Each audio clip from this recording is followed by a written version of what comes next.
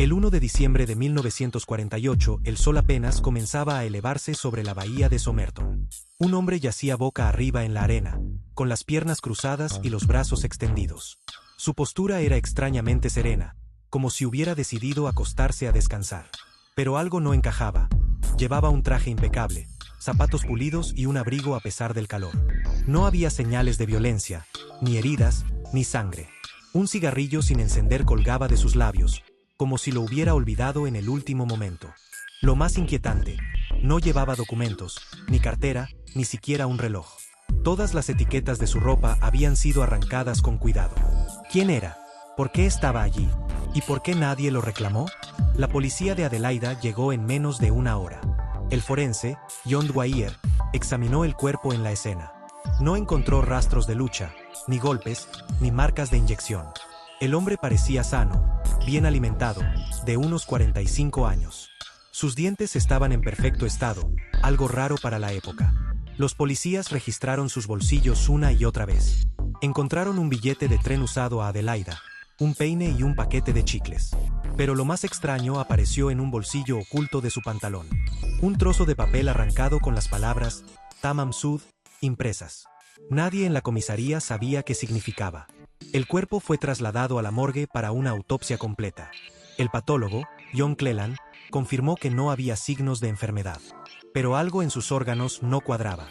El hígado y los riñones estaban congestionados, como si algo los hubiera envenenado. Sin embargo, los análisis toxicológicos no detectaron nada. El hombre había muerto entre las 6 y las 8 de la mañana. Pero nadie lo vio llegar, ni caminar, ni sentarse en la playa. La policía publicó su foto en los periódicos. Decenas de personas llamaron, pero todas las pistas llevaron a callejones sin salida. Hasta que una mujer se presentó en la comisaría con una confesión inesperada. Ese hombre podría ser un espía, dijo. Afirmó que su esposo trabajaba para el gobierno y había desaparecido meses antes.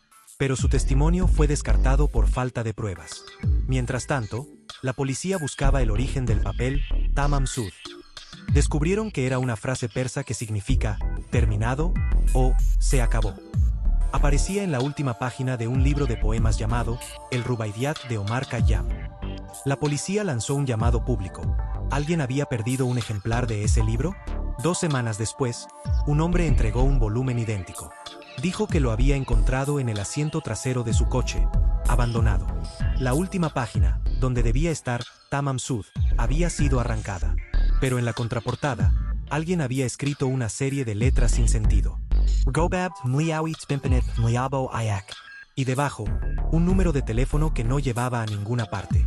Los criptógrafos del ejército intentaron descifrar el código sin éxito. Algunos sugirieron que era un mensaje de espionaje. Otros, que era un anagrama sin sentido escrito por un enfermo mental. Pero había algo más en el libro, un número de teléfono local. La policía rastreó el número hasta una enfermera que vivía cerca de Somerton. Se llamaba Jessica Thompson y, al principio, negó conocer al hombre. Pero cuando le mostraron la foto del cadáver, palideció. No lo conozco, insistió, pero su reacción decía lo contrario. La policía notó que evitaba mirar directamente a los ojos. Thompson admitió que había regalado un ejemplar de El Rubaiyat a un oficial durante la guerra, pero negó que el hombre de la playa tuviera algo que ver con él. Los investigadores sospechaban que mentía, pero no tenían pruebas. Mientras tanto, el cuerpo seguía sin identificar. La policía tomó moldes de sus dientes y guardó muestras de su cabello.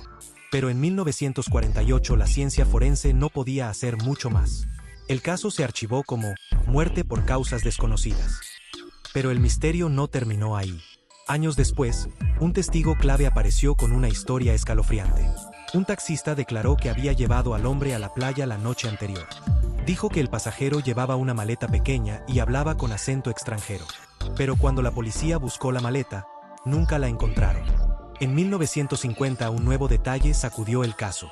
Un hombre llamado Alf Boxall afirmó que Jessica Thompson le había regalado un Rubaiyat durante la guerra. Pero Boxall estaba vivo y sano, y su libro no tenía páginas arrancadas. ¿Había 2 ejemplares? ¿O alguien estaba jugando con la policía? En 1958 un periodista revisó el caso y descubrió algo aterrador.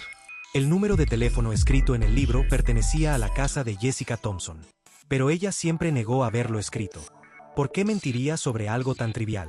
a menos que el hombre de Somerton hubiera sido alguien importante para ella. En 1978 un exagente de inteligencia declaró que el caso olía a espionaje. Dijo que el veneno usado era un compuesto soviético indetectable en la época, pero nunca presentó pruebas. En 2009 un equipo forense exhumó el cuerpo para analizar su ADN. Los resultados fueron inconclusos, el material genético estaba demasiado degradado, pero confirmaron que el hombre era de ascendencia europea, posiblemente británica. En 2011 un profesor de criptografía intentó descifrar el código del libro. Propuso que las letras escondían un mensaje de amor. W.R. Go Away, Bad Man. Pero otros expertos lo descartaron por falta de lógica. En 2013 un hombre llamado Robin Thompson afirmó ser el hijo del hombre de Somerton. Dijo que su madre, Jessica, había tenido un romance con un espía durante la guerra. Pero las pruebas de ADN no coincidieron. En 2018 un nuevo análisis del código sugirió que podría ser un cifrado del libro. Pero sin el ejemplar correcto de El Rubaiyat, era imposible confirmarlo. Hoy, el cuerpo del hombre de Somerton sigue en un cementerio de Adelaida. Su lápida dice: aquí yace el hombre desconocido encontrado en Somerton el 1 de diciembre de 1948. Nadie sabe su nombre, ni de dónde venía, ni por qué murió. Pero hay algo que sigue intrigando a los investigadores. En la autopsia original, el patólogo anotó que los músculos de sus pantorrillas eran anormalmente grandes. Como si hubiera sido bailarín, o atleta, o alguien acostumbrado a caminar largas distancias. ¿Era un espía entrenado? ¿Un mensajero? ¿O simplemente un hombre común con un secreto mortal? El código del libro sigue sin descifrarse. El número de teléfono lleva décadas desconectado. Y Jessica Thompson murió en 2007 llevándose sus secretos a la tumba.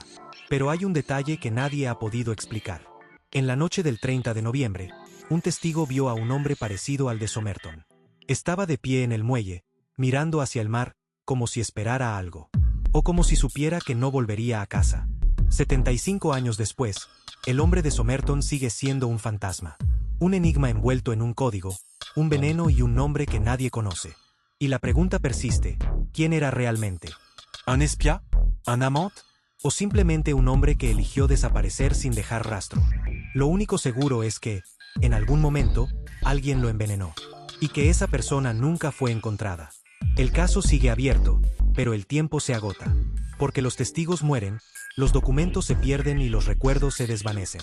Pero el hombre de Somerton sigue ahí, esperando. Esperando a que alguien, en algún lugar, diga su nombre.